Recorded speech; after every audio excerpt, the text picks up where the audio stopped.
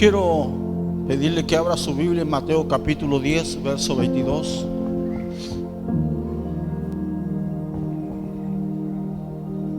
Mateo 10, verso 22.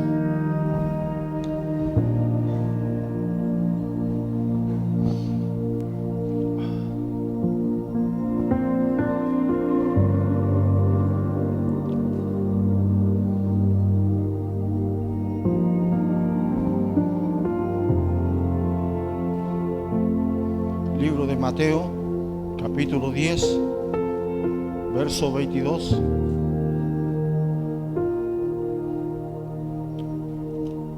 Amén. Si ya lo tiene, leemos la palabra en el nombre del Señor. Y dice así: y seréis aborrecidos de todos por causa de mi nombre. Mas el que persevera hasta el fin, este será salvo. Cuando os persigan en esta ciudad, huid a la otra, porque de cierto os digo que no acabaréis de recorrer todas las ciudades de Israel antes que venga el Hijo del Hombre. Amén. Y seréis aborrecidos de todos por causa de mi nombre, mas el que persevera hasta el fin, ese será salvo. Amén. Esta palabra en la versión de la Biblia de las Américas dice: y seréis odiados de todos por causa de mi nombre. Jesús habla a los 12 apóstoles que escogió, dándole instrucciones y aún diciéndole que la cosa no sería fácil.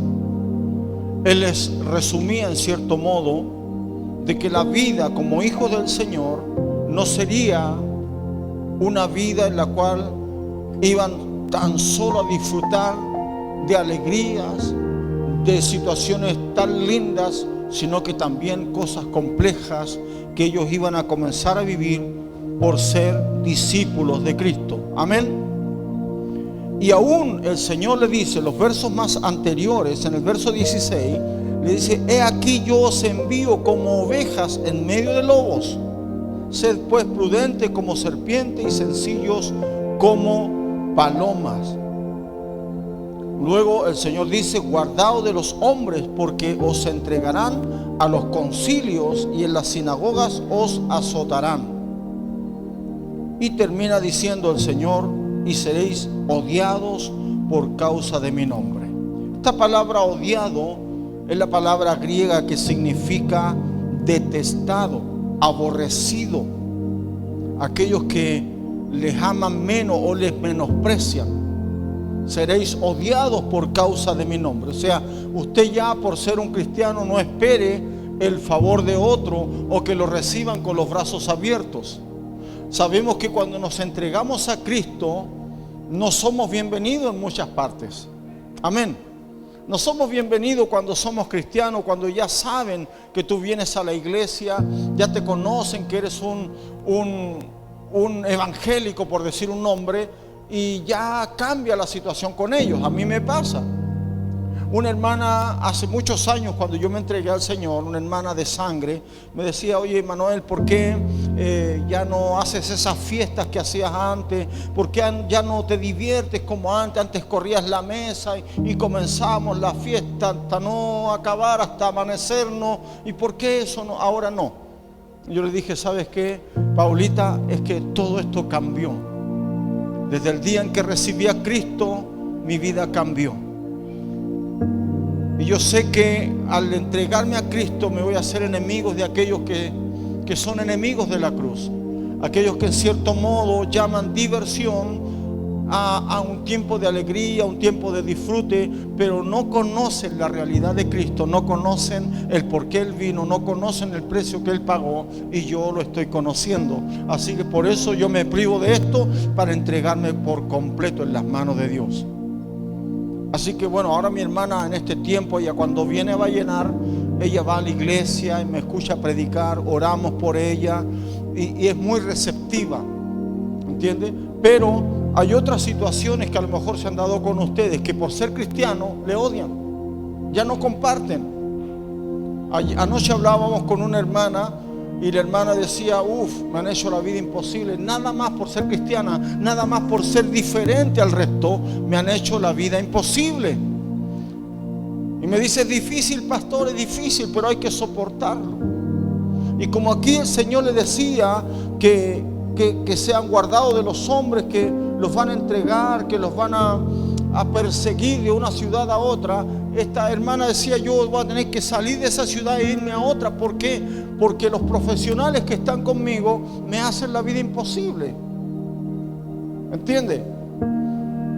Entonces el Señor tenía razón cuando dice que por causa de Él vamos a ser odiados, vamos a ser nosotros aborrecidos.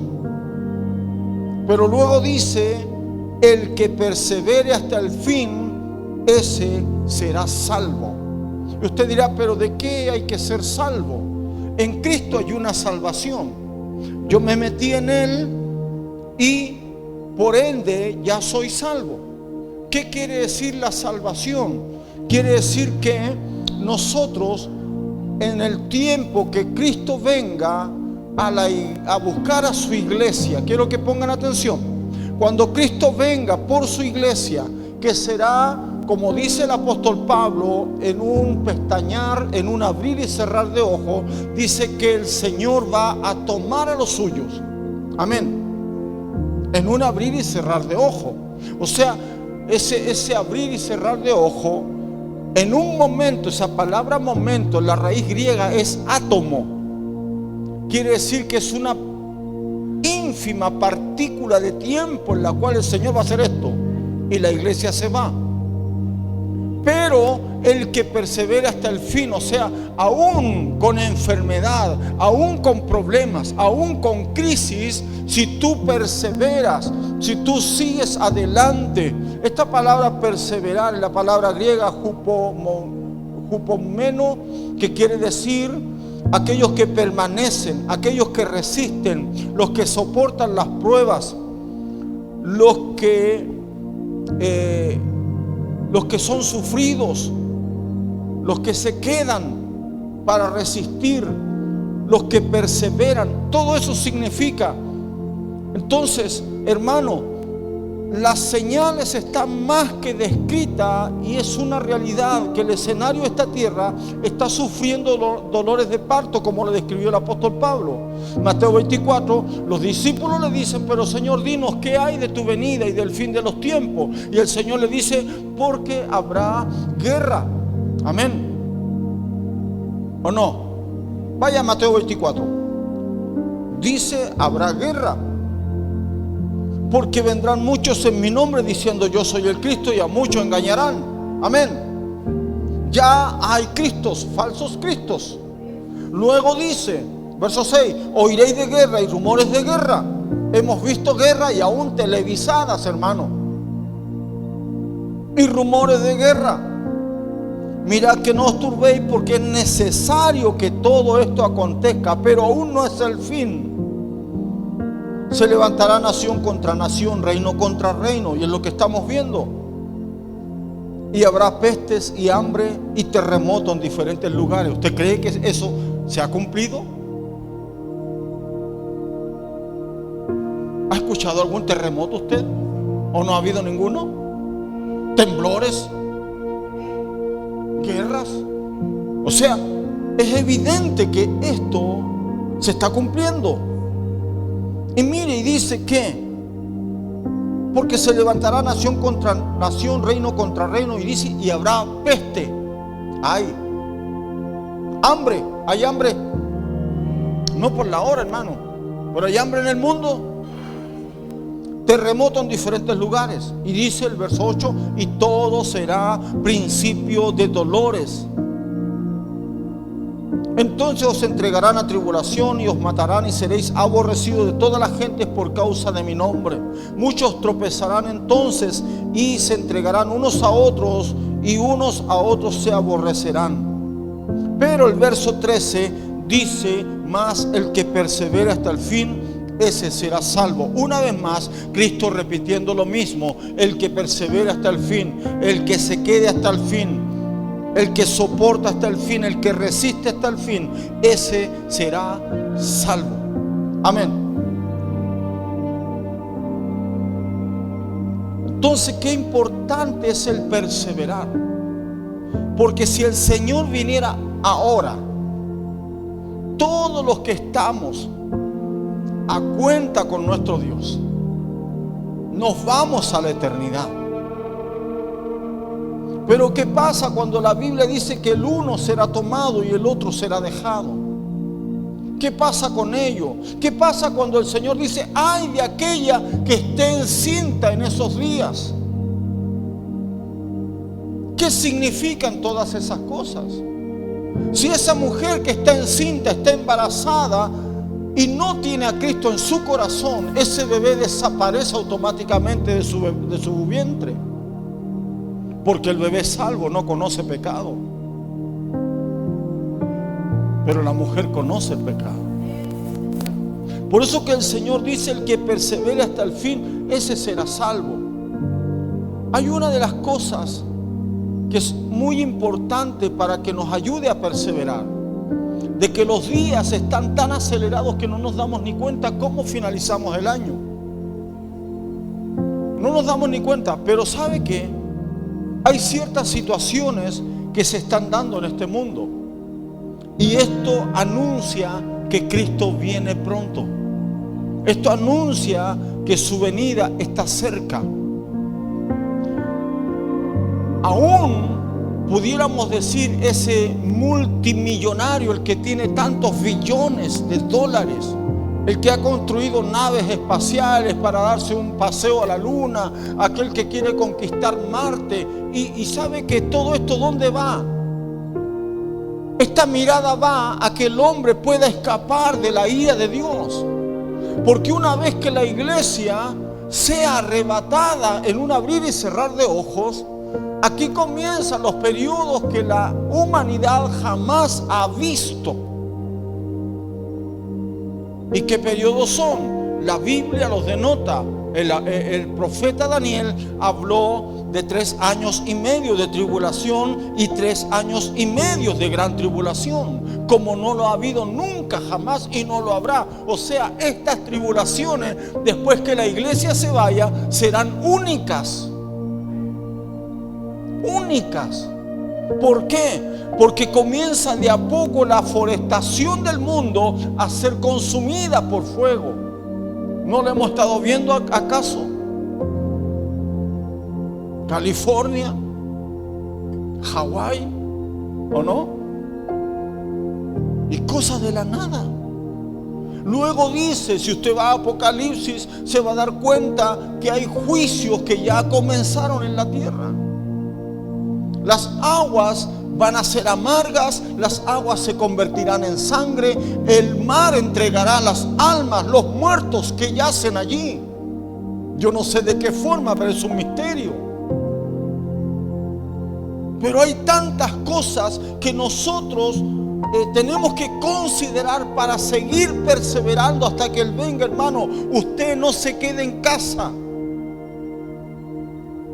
no se quede atrás. No diga, no, hoy día voy, mañana no voy. No, usted persevere hasta el fin. Siga adelante. Ese hombre que tiene tantos billones de dólares que quiere hasta comprar la luna. ¿Sabía usted que la luna le pertenece a un chileno, no? ¿Sabía usted eso, no? La inscribió en una notaría. Y el dueño de la luna. Para que vean. Pero sabe que, hablando de este hombre, ni con todo el oro del mundo podrán salvar sus almas, ni con todo el dinero que gane un hombre o una mujer podrán comprar la salvación que solamente es por la muerte y la resurrección de Cristo en mi vida. No es otra forma. Entonces, por eso que el Señor refiere estas palabras: ¿de qué le sirve al hombre ganar todo el oro del mundo y perder su alma? Una de las cosas que me decía Manuel, el esposo de Valentina, me decía: suegro, yo tuve un sueño o una visión, no sé. Me dijo: esto fue lo que vi. Vi a mi tía, dice, que me dijo: Manuel, mete tus dedos en agua y moja mi lengua, porque estoy siendo atormentada. Yo dije: wow, Manuel, qué tremendo lo que recibiste. Y me dijo: sí, pero es que ¿qué se trata? Mira, este pasaje. Y se lo di y le dije: mira, ahí dice, el rico y Lázaro, el mendigo. Dice la Biblia, le comienzo a decir a Manuel, dice la Biblia que el rico disfrutaba de banquetes, que vivía en esplendidez, que lo tenía todo prácticamente, pero el mendigo estaba lleno de heridas a la puerta de aquel rico. Pero luego dice la escritura, le dije: Manuel, escucha, dice que murió el mendigo y fue llevado por los ángeles al seno de Abraham para ser consolado en un lugar intermedio donde van los que mueren en Cristo.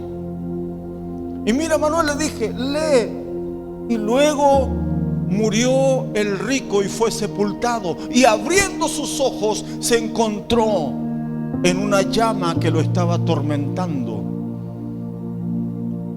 Y Manuel quedó así.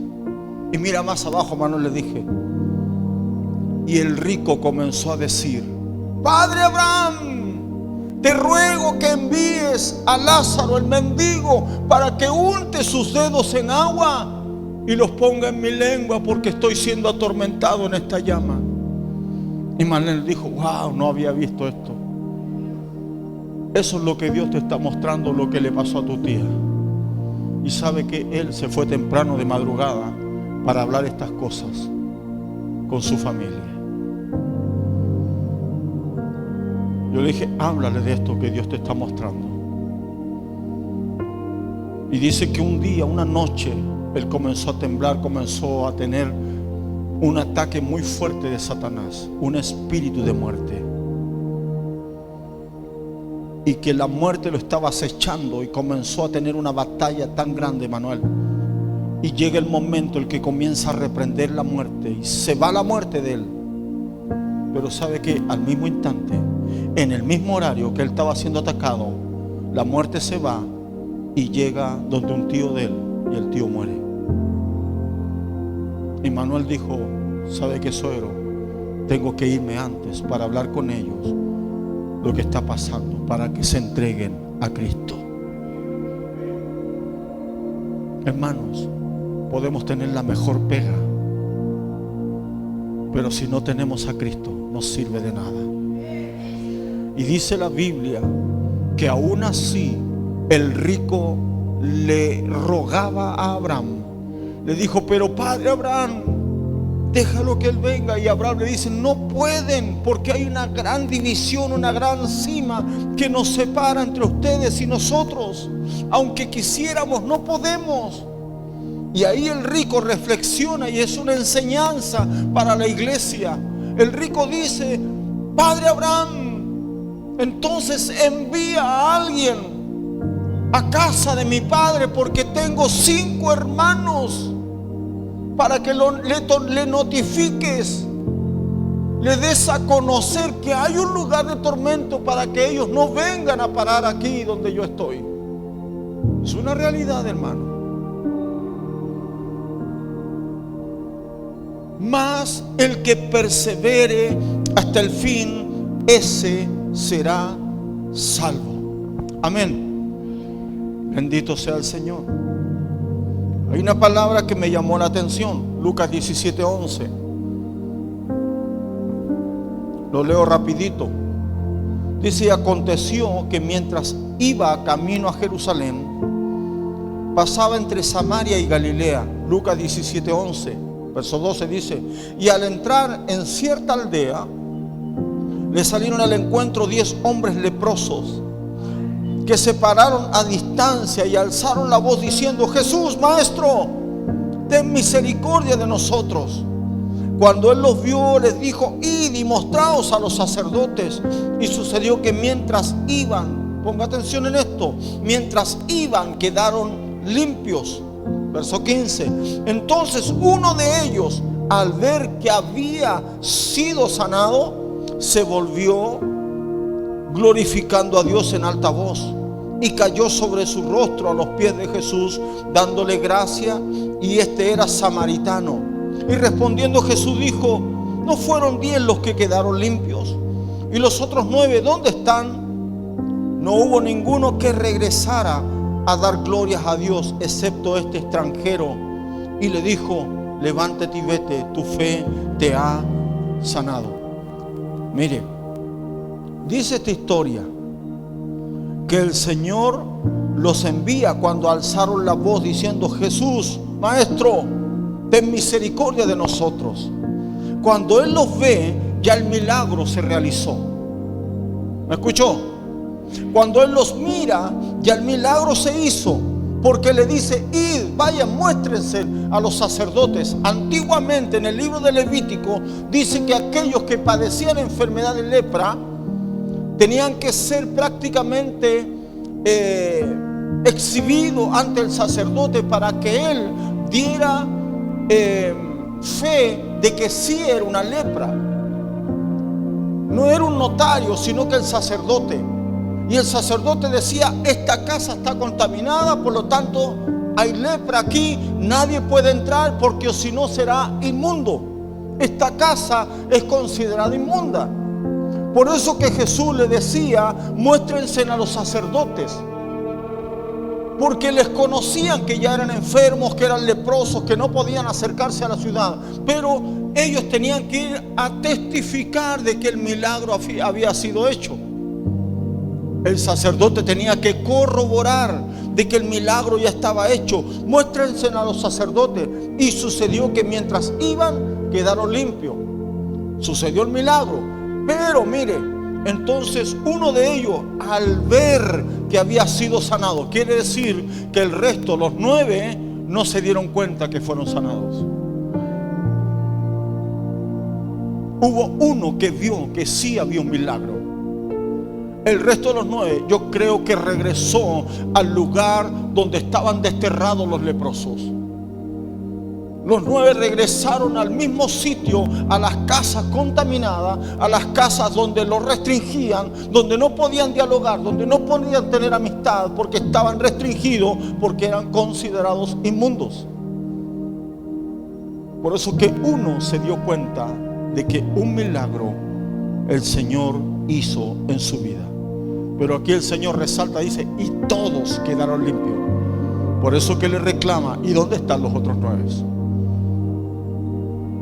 Entonces vemos que uno perseveró, uno buscó la forma de honrar a Dios por causa de ese milagro.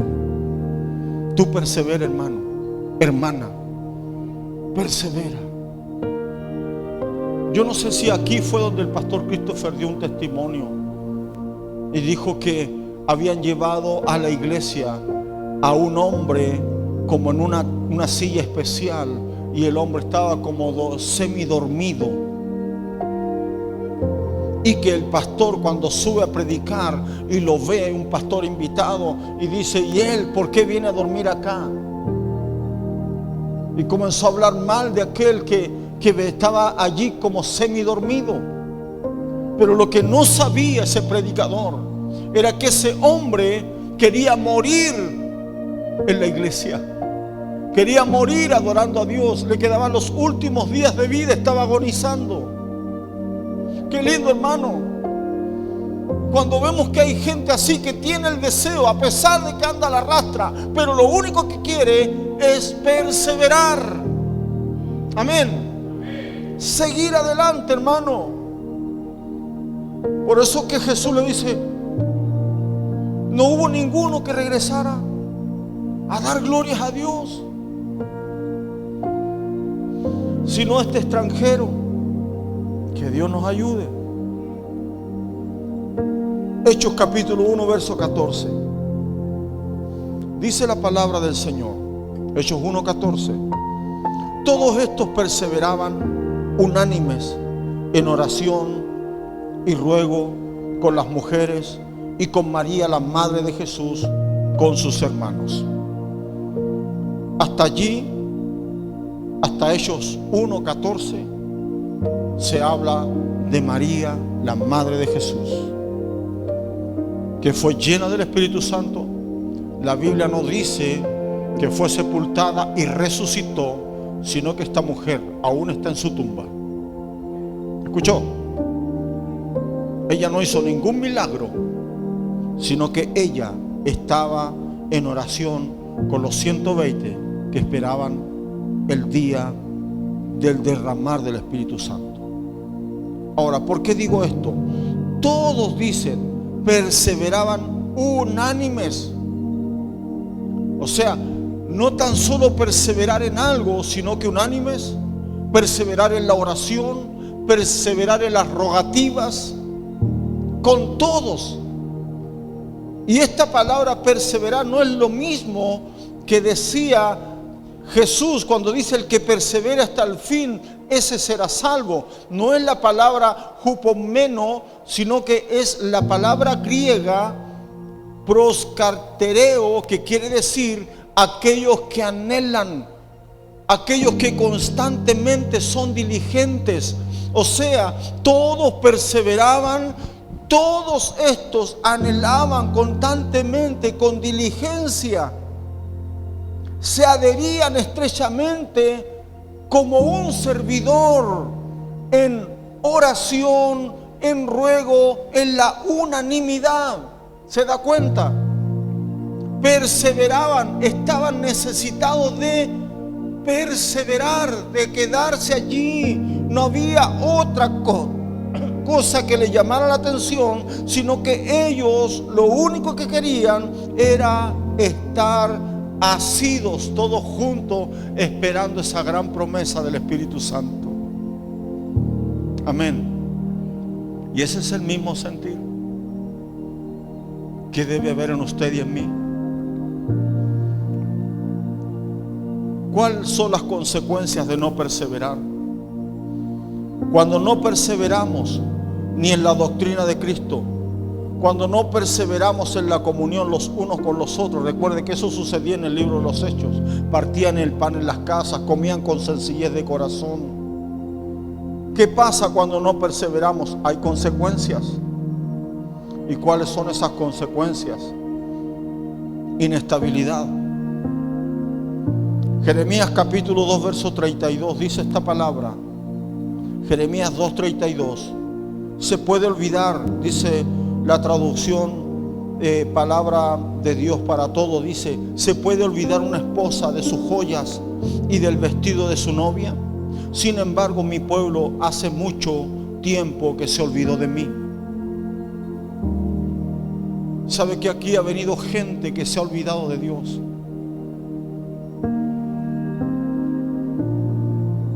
Se ha olvidado de Dios. Hay gente que Dios la sacó de la depresión. Hay gente que les dijo, el Señor les dijo: yo voy a hacer cosas nuevas contigo, pero no le creyeron. Prefieren ahogar sus penas en otros lugares. Prefieren embarrarse en otras cosas, pero no perseverar en lo que el Señor quiere y anhela para ellos. Por eso que es importante, dice Jeremías: ¿se puede olvidar una esposa de sus joyas y del vestido de su novia? Sin embargo, mi pueblo hace mucho tiempo que se olvidó de mí. Verso 36 dice: ¿por qué das tantas vueltas cambiando tu camino? También por Egipto serás avergonzada, como fuiste avergonzada por Asiria. ¿Qué quiere decir esto? Que Egipto es el sistema de hoy, un sistema de esclavitud, un sistema de subyugar, un sistema donde los somete a ser esclavos. Y no se dan cuenta, hermanos. No se dan cuenta. Es como aquel que apaga sus penas en el alcohol, en la diversión. Como aquel que la está pasando mal y dice: no, unas cuantas cervezas yo me alivio y me olvido de todo. Pero ¿qué pasa cuando no hay cerveza? ¿Qué pasa cuando ya está calmo? ¿Qué es lo que viene otra vez a tu mente? ¿Qué pasa de una noche, de un happy hour o una noche en una discoteca? ¿Qué pasa al día siguiente? ¿Acaso no vienen los mismos tormentos? Por eso que cuán importante es perseverar. Si cojo, así llegas, hermano. Si agonizante, llega. ¿Por qué? Porque en un momento, dijo Pablo, en un abrir y cerrar de ojos, la iglesia será arrebatada. Y todo invertido. ¿Usted cree que con Luchito nos vamos a devolver a decirle, Señor, pero es que hay plata invertida acá? No, vamos a estar reinando para siempre con Él. ¿O no?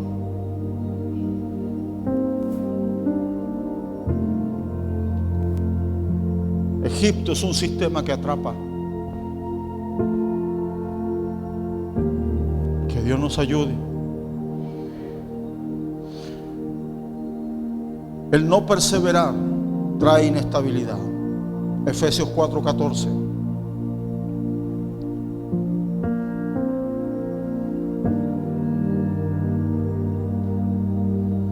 Efesios 4:14. Dice, para que ya no seamos niños fluctuantes, llevados por doctrina de todo viento, llevados por donde quiera, de todo viento de doctrina, por estratagema de hombre, que para engañar emplean con astucia las artimañas del error. ¿Qué quiere decir esto? Que trae inestabilidad. Es cuando nosotros nos quedamos en la etapa de niño, de nefio, de un niño que no habla, de un niño que aún es infante, que no maduramos y no conocimos la realidad de Cristo. Amén. Que no sabes a quién adoras, no sabes a quién le canta. Pero cuando tú perseveras en la doctrina, cuando tú te empapas de la palabra y quieres crecer en las escrituras, ahí, como decimos los chilenos, no te van a pasar gatos por liebre. ¿A cuántos no le dijeron, sabes qué? Una de las evidencias de que tú eres bautizado en Espíritu Santo y eres lleno del Espíritu Santo es cuando hablas lenguas? ¿A quién no le dijeron eso, hermano? Y eso es mentira. Es mentira, no es una evidencia de que tú hayas sido bautizado en Espíritu Santo. ¿Por qué digo esto? Porque aquellos que fueron llenos en el día de Pentecostés, ellos hablaron idiomas, lenguas de otras naciones. ¿Acaso no lo dice así la palabra? Pero si no entendemos Hechos capítulo 2, verso 1 en adelante, si no entendemos eso, hermano, vamos a seguir diciendo que ellos hablaron lenguas angelicales y no es así. Por eso que resalta el apóstol Pedro, que había, Lucas, el doctor que escribe el libro de los Hechos, dice que habían partos, medos, elamitas, que quiere decir que habían gente de otras localidades que hablaban otros dialectos, otros idiomas, y los apóstoles comenzaron a hablar ese idioma que ellos tenían. Por eso que ellos decían, wow, le oímos hablar maravillas, y los están hablando tan clarito que yo lo recibo. Es como que hubiera un chino y alguien le está hablando en chino las maravillas de Dios. Eso pasó el día de Pentecostés. Por eso, si nosotros, hermanos, no tomamos la palabra y seguimos siendo niños, infantes, esta palabra nepios es la palabra inmaduro.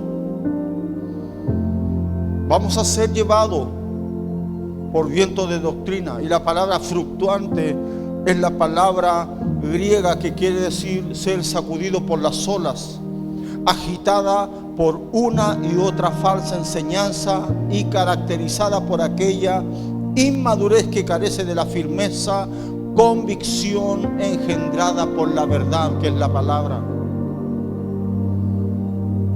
Por eso, hermano, hay que perseverar. No te quedes en casa, no te pierdas nada.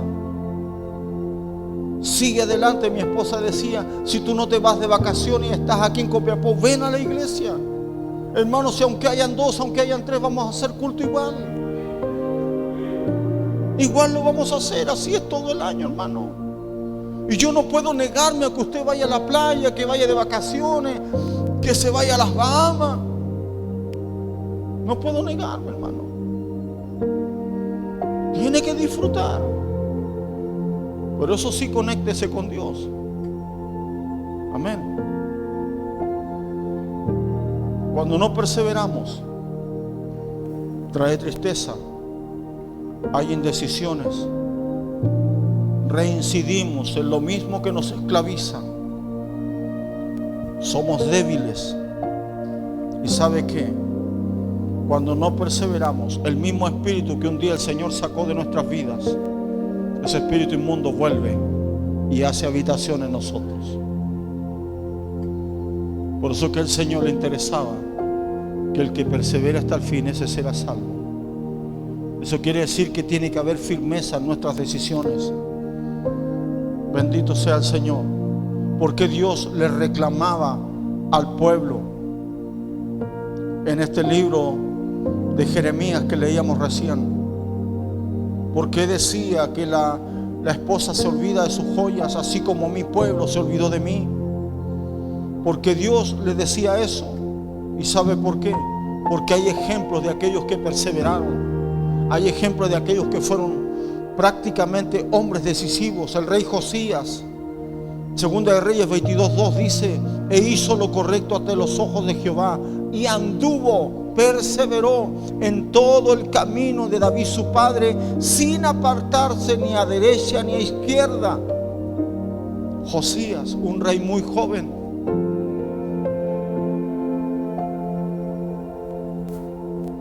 ¿Por qué cree que Job, al perderlo todo, hijos, casa, la hacienda, el ganado, lo único que no perdió, ¿qué fue?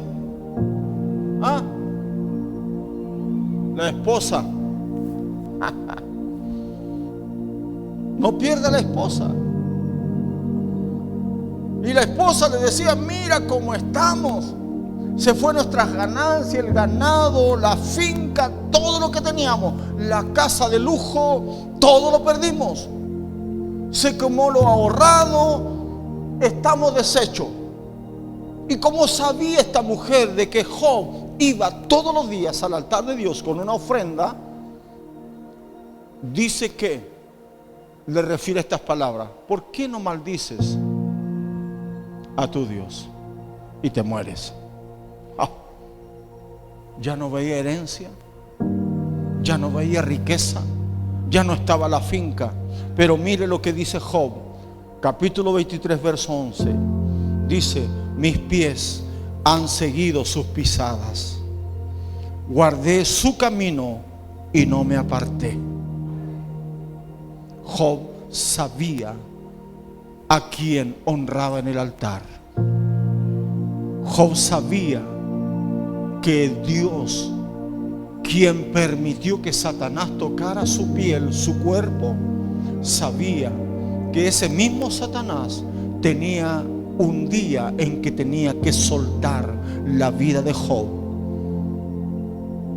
Lo que no sabía Job era que Dios, después de todo lo que perdió, se lo iba a cuadruplicar: bienes, hijos y todo lo que poseía. Era el hombre más admirado. ¿Sabe por qué? Porque guardó integridad. Y él dijo: mis pies han seguido sus pisadas, he perseverado guardando su camino y no me aparté. Sigo confiando que mi Dios me dio, pero también me quitó. Sea el nombre de mi Dios bendito. Sabía dónde estaba su corazón. Que no sea que cuando pierdas tu trabajo te alejes. Que ninguna crisis te aparte de Dios. Hay tantos ejemplos de vida que podemos tomar. Hemos visto matrimonios deshechos, hermano, cuando se apartan de Cristo. Lo hemos visto llorar, lo hemos visto aún así en pleitos, en problemas con la justicia, en reclamar la pensión, en reclamar esto y esto otro, en estar llorando todos los días porque las cosas no se dan. ¿Sabe qué? Aquí está la solución para todo. Esto me enseña el diario vivir, cómo debo caminar, quién quiere Dios que sea. Esto me enseña todo.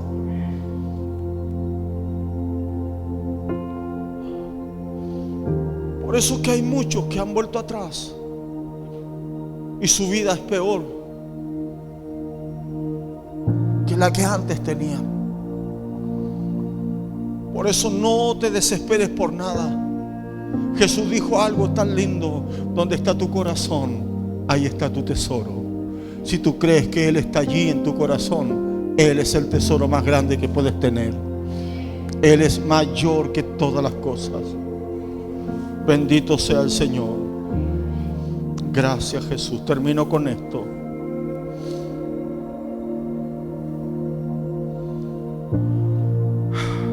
Hechos 20:24 dice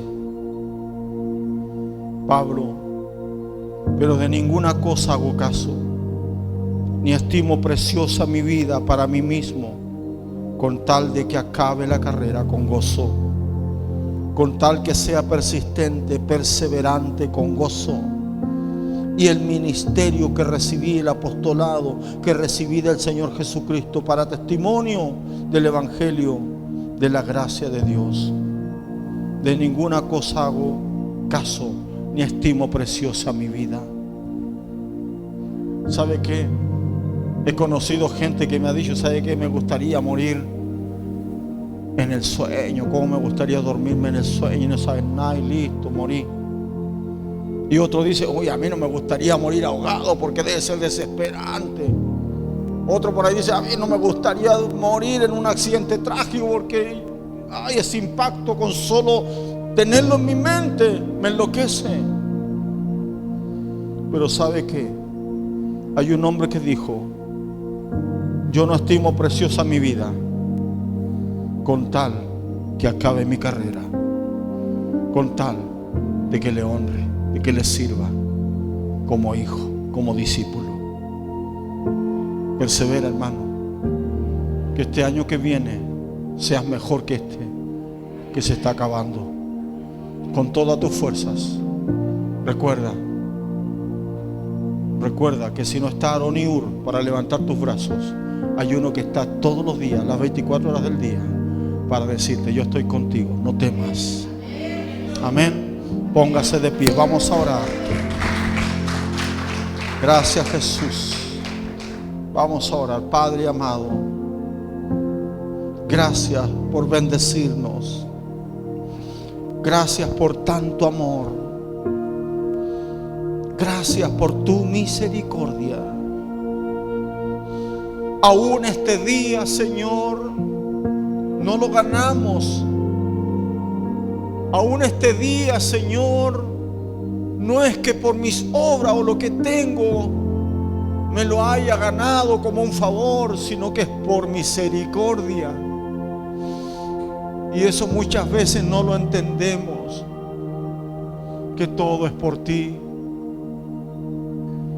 Bendito Dios, ayúdanos a perseverar, a ser constante, insistente, porque sabemos que tú estarás en el asunto, en la situación compleja que pudiéramos vivir. Toma de nuestras manos, porque sé que allí daremos pasos seguros y no vamos a titubear. Señor mío, yo quiero bendecir a tu iglesia. Quiero bendecir a tu pueblo, aquellos que hoy vinieron, se hicieron presentes para alabar tu nombre. Quiero bendecir sus vidas. Bendecir a mi pastora Patricia, Señor, en esa enfermedad que le ha venido, esa alergia en su cuerpo. Que tú puedas glorificarte en ella. Y así en cada uno de tus hijos. Bendícele, Señor. Nos vamos a casa bendecidos, orando por aquellos que no pudieron estar, por aquellos que están descansando en su casa, porque tal vez tuvieron un turno en la noche, estuvieron allí trabajando. Te pido, Dios, que les guardes y seas tú obrando en tu perfecta voluntad en medio de tu iglesia. Gracias, Padre. Dejamos en tus manos este año que ya se nos va. Este último culto, Señor, que hemos tenido, lo dejamos en tus manos. Permite, Dios, dar un paso al frente y un paso extremadamente grande para decir bienvenido 2025. Te esperamos con ansia para seguir viviendo cosas extraordinarias de parte de mi amado Dios.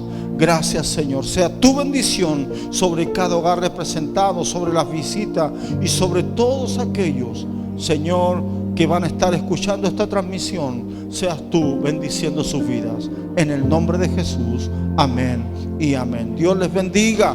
Dios les bendiga. Despídase de su hermano, de su hermana. Amén.